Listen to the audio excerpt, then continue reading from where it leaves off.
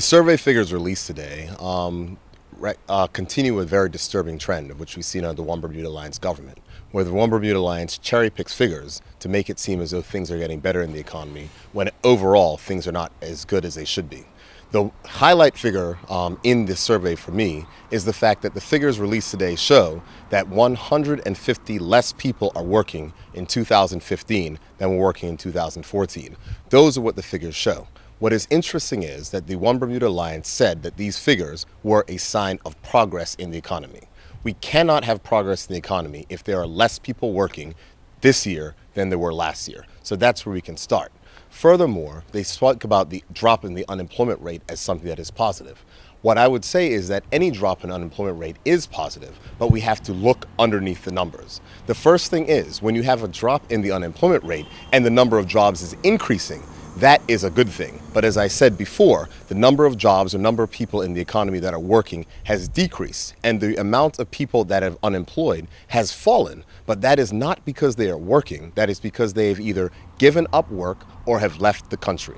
Now, I think that is a very key point. When we have a place where Bermudians no longer feel that they can find a job inside their own country and they've given up looking for work or have left the country to look for work somewhere else, that is not a positive sign. And this is symptomatic of the One Bermuda Alliance's approach to the economy, where their policies are not promoting Bermudians inside the workforce and jobs for Bermudians. So what we're seeing is a reduction in the number of people working, a very large reduction in the number of Bermudians working. There was a decline in over 600 of Bermudians working from year to year. And what is even more startling is that there were 970 less black people in this country working than there were last year. These are figures that should alarm the One Bermuda Alliance. They are certainly figures that alarm the Progressive Labor Party, and they are not figures that we should look at and say that this is a sign of progress in our economy.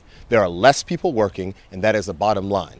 If the unemployment rate is falling and if there's less people unemployed, that is great. But if that means that if that's not accompanied by more jobs, that means that the economic policies of government are failing.